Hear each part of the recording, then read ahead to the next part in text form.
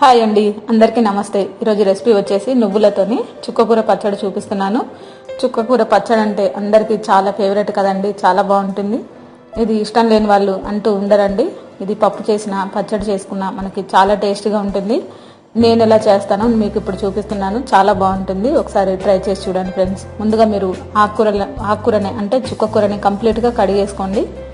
కడిగిన తర్వాత కట్ చేసుకోండి. ఇవే కాదు, ఏ ఆకుకూరలు మనం కట్ చేసుకున్నా కానీ ఎప్పుడైనా కడిగి కట్ చేసుకుంటే విటమిన్స్ అన్నవి మనకి ఎటు పోవన్నమాట. మీరు ఎప్పుడైనా ఆకుకూరలు ముందుగా కడిగేసి కట్ చేసుకోండి. ఇప్పుడు మీరు ఆకులన్నీ రెడీ చేసుకొని పెట్టేసుకోండి. చుక్కకూర అంతా కూడా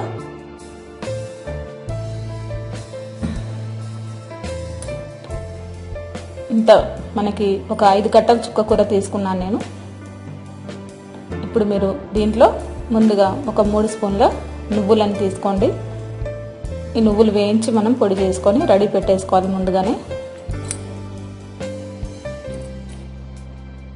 నువ్వులు వేయించి పొడి చేసుకోండి. ఇదే మాత్రం కూడా మనకి మాడకుండా జాగ్రత్తగా మీడియం ఫ్లేమ్లో కొంచెం చిటపటలాడేంత వరకు మీరు ఫ్రై చేసుకుంటే సరిపోతుంది.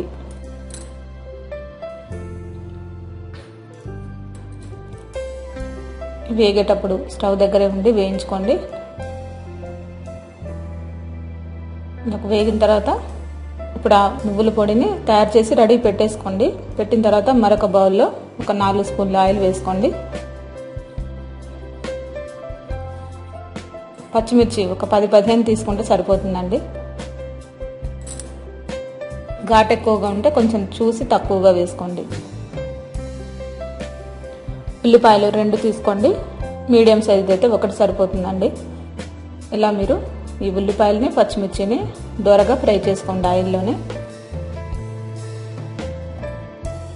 ఇంకొంచెం అంటే ఉల్లిగడ్డలు మరీ నల్లగా కాకుండా మరి పచ్చిగా లేకుండా ఫ్రై చేసుకోండి. ఆ తర్వాత మీరు ఈ చుక్కకూరనంతా కూడా దీంట్లో వేసేసి మీరు ఈ నూనెలో బాగా ఉడకాలండి. చుక్కకూర అన్నది పచ్చివాసన ఏమాత్రం లేకుండా మీరు ఉడికించుకోండి. ఇది ఎక్కువసేపు టైం పట్టదండి, తొందరగానే ఉడుకుతుంది మనకి. చుక్కకూర అయినా గోంగూర అయినా త్వరగా ఉడికిపోతుంది మనకి.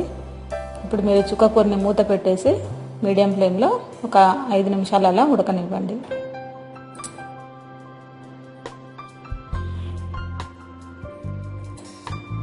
ఉడికిన తర్వాత మీరు దీంట్లో ఒకసారి కలపండి.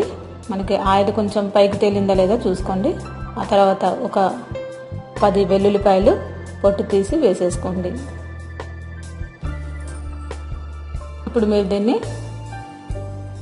మిక్సీ వేసుకోవాలి ఫ్రెండ్స్. కొంచెం చల్లారనిచ్చేసి మీరు మిక్సీ వేసేసుకోండి. ఇలా కొంచెం దగ్గర పడాలి, నీరంతా ఇంకిపోయేంత వరకు ఈ చుక్కకూరని ఉడికించుకుంటే సరిపోతుంది.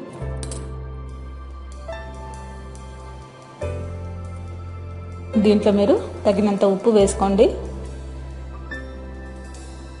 ఇలా మరీ మెత్తగా చేయకండి. ఆల్రెడీ మనకి చుక్కకూర చాలా సెన్సిటివ్గా ఉంటుంది, తొందరగా మనకి గ్రైండ్ అయిపోతుందండి. ఒక 2 సార్లు ఇలా తిప్పేసి బంద్ చేయండి, ఎందుకంటే మనకి చుక్కకూర అన్నది మరీ మెత్తగా అయిపోతుంది. దీంట్లోనే మీరు ఇప్పుడు నువ్వుల పొడిని కలిపేసుకోండి. ఈ నువ్వుల పొడి మెత్తగా పట్టుకోండి. ముందుగానే ఈ పౌడర్ని దీంట్లో కలిపేసుకోండి. మళ్ళీ తర్వాత మీరు మిక్సీ ఏం వేయకండి, ఎందుకంటే ఈ చుక్కకూర అనేది బాగా పేస్ట్ లాగా మెత్తటి పేస్ట్ లాగా అయిపోతుంది. ఇలా కచ్చా పచ్చాగా మీరు మిక్సీ వేసేసుకోండి. ఇప్పుడు మనం దీన్ని పోపు వేసుకున్నాము. దీంట్లో ఒక 2 స్పూన్ల ఆయిల్ వేసుకోండి.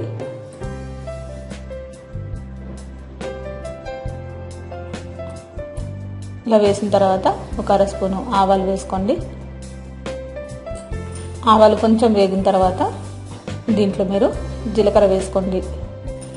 ఒక 1/2 స్పూను జీలకర్ర, అలాగే ఎండుమిర్చి మీరు ఒక 2 కానీ 3 కానీ వేసుకుంటే సరిపోతుంది.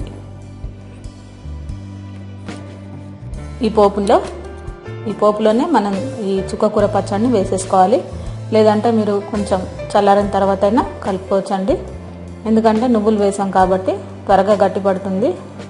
ఈ పచ్చడి వేయగానే స్టవ్ బంద్ చేసి కలిపేసి మీరు సర్వ్ చేసుకోవడమే. మీరు సపరేట్ బౌల్లోకి ఈ ఆయిల్ అంతా పచ్చడిలో కలిసిన తర్వాత వెంటనే తీసి మరో బౌల్లో పెట్టేసుకోండి.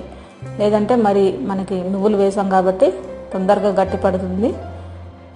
ఓకేనా ఫ్రెండ్స్, ఇప్పుడు మనకి ఇది రెడీ అయిపోయింది. చూడండి ఎంత బాగుందో. మీరు రైస్లోకి ఒకసారి తిని ట్రై చేసి చూడండి, టేస్ట్ చాలా బాగుంటుంది. మీరు ఈ విధంగా ఒకసారి చుక్కకూర పచ్చడిని ట్రై చేసి చూడండి. ఈ నువ్వుల కాంబినేషన్తో ఎక్సలెంట్ రెసిపీ అండి ఇది. ఈ నువ్వుల్లో కూడా మనకి కాల్షియం ఎక్కువగా ఉంటుంది. మీరు ఒకసారి ట్రై చేసి చూడండి, మీకే తెలుస్తుంది. ఓకేనండి, అందరికీ థ్యాంక్ యూ అండి. మీరందరూ కూడా నా ఛానల్ని లైక్ చేయండి, షేర్ చేయండి, సబ్స్క్రైబ్ చేయండి. అందరికీ వెరీ వెరీ థ్యాంక్ యూ అండి.